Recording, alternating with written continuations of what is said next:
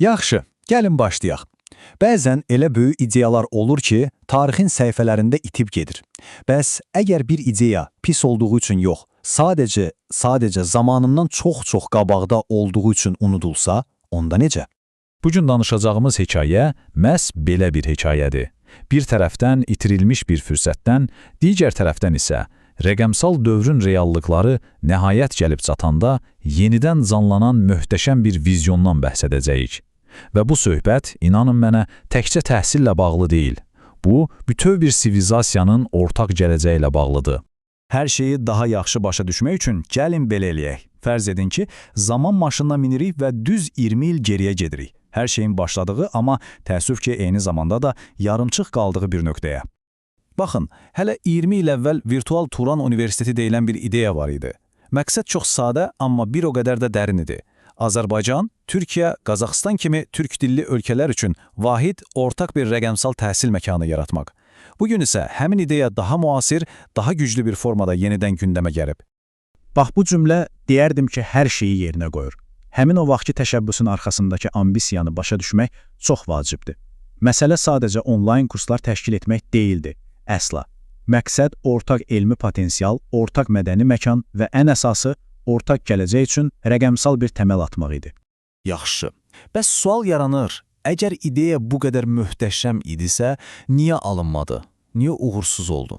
Gəlin indi bu fürsətin niyə əldən verildiyini və bunun arxasında dayanan daha dərin səbəbləri bir-bir araşdıraq. Və bu sual var ha, o bizi sadəcə bir layihənin uğursuzluğuna yox, daha dərin, daha sistemli bir problemə aparıb çıxarır.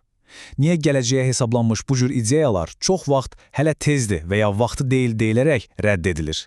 Problem heç ideyanın özündə deyildi. Yox.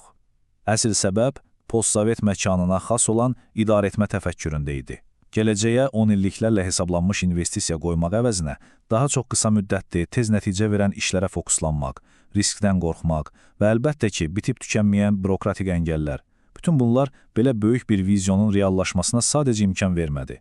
Və bilirsiniz, bu hərəkətsizliyin çox-çox konkret bir qiyməti var. Bugün o vaxtda reallaşdırıla bilməyən layihənin yerini xarici platformalar doldurur. Təsəvvür edin, Türk dünyasının vətəndaşları hər il milyonlarla dolları məhz Coursera kimi xarici təhsil platformalarına xərcləyir, hansı ki, bu pulla o vaxtki layihəni bəlkə də dəfələrlə həyata keçirmək olardı. İndi isə gəlin keçmişi bir anlıq kənara qoyub gələcəyə baxaq. Bəs keçmişdəki səhvlərdən dərs alaraq hazırlanan yeni təklif nədir? Bu yeni rəqəmsal universitet layihəsi əvvəlkindən nə ilə fərqlənir və ən əsası, niyə bu dəfə uğurlu ola bilər? Deməli, burada ən həlledici məqam nədir? Yeni model, klassik binaları, kampusu olan bir universitet deyil.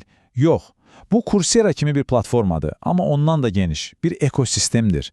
Yəni, məqsəd binalar tikmək yox, mövcud universitetləri, istedadlı tələbələri və ən əsası, sənaye və iş dünyasını bir-birinə bağlayan ortaq bir bilik və karyera şəbəkəsi qurmaqdır. Gəlin bu arxitekturanı, yəni bu sistemin quruluşunu biraz açaq. Sistem 5 əsas qatdan ibarətdir. Birincisi, akademik səviyyə, yəni tələbələr fərqli ölkələrdəki universitetlərdən dərslər seçib öz diplomlarına əlavə edə biləcəklər. İkincisi, suni intellekt. Bu, hər bir tələbənin zəif və güclü tərəflərinə uyğun fərdi öyrənmə proqramı hazırlayacaq. Üçüncüsü, bütün bunları işlək saxlayan müasir texnoloji platforma və ən vaciblərindən biri data səviyyəsi. Bu nə deməkdir? Yəni, təhsil sistemi daima özünü analiz edib təkmilləşdirəcək. Bütün bu nəhəng mexanizmə isə Türk Dövlətləri Təşkilatı rəhbərlik edəcək. Yaxşı, bəs bu universitetdən öyrədiləcək, hansı sahələrə üstünlük veriləcək? Buradakı bölgü hər şeyi aydın göstərir. Hədəf birbaşa gələcəyin tələblərinə və region ölkələrin iqtisadiyyatına lazım olan insan kapitalı formalaşdırmaqdır. Süni intellekt, kiber təhlükəsizlik, yaşıl texnologiyalar kimi sahələr təsadüfən seçilməyib. Bunlar 21-ci əsrin iqtisadiyyatını, cəmiyyətini formalaşdıran əsas istiqamətlərdir. Gəlin bir anlıq texniki detallardan uzaqlaşaq və böyük mənzərəyə baxaq. Niyə bu layihə sadəcə bir təhsil islahatı yox, məhz sivilizasiya quruculuğu adlandırılır? Çünki 21-ci əsrdə ortaq kimlik və iqtisadi güc artıq yalnız ortaq torpaq və ya dillə yox, həm də ortaq rəqəmsal platformalar və ortaq biliklə formalaşır. Plan onu deyim ki, həqiqətən də çox iddialıdır. İlk 2 ildə platforma qurulacaq, pilot proqramlar işə düşəcək.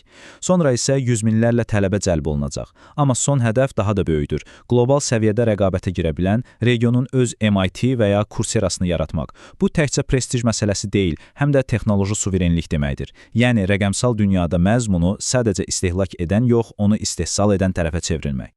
Və bu sitat məncə bütün bu mövzunu bir cümlə ilə xülasə edir. Artıq güc fiziki sərhədlərlə deyil, rəqəmsal platformalarla, alqoritmlərlə və data ilə ölçülür.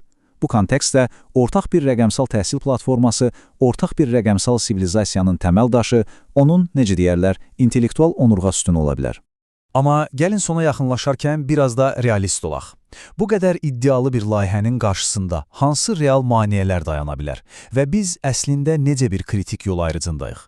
Əlbəttə ki, risklər var, həm də çox ciddi risklər. Fərqli ölkələr arasında siyasi iradəni daim eyni səviyyədə saxlamaq, təhsilin keyfiyyətini bütün platformada yüksək standartda təmin etmək, xarici texnologiyalardan asılı vəziyyətə düşməmək, bütün bunlar çox ciddi çətinliklərdir. Və bu maneələrin öhdəsindən gəlinib-gəlinməyəcəyi əslində layihənin taleyini həll edəcək. Və beləliklə gəlib çıxırıq ən son, ən fundamental suala. 20 il əvvəl baş verən o hekayəyə itirilmiş bir şans kimi baxmalıyıq, yoxsa bugünün reallığında gecikmiş, amma hələ də mümkün olan bir başlanğıc kimi. Bu dəfə fərqli olacaqmı? Bax, bu sualın cavabı təkcə bir təhsil layihəsinin yox, bütöv bir regionun rəqəmsal gələcəyini müəyyən edəcək.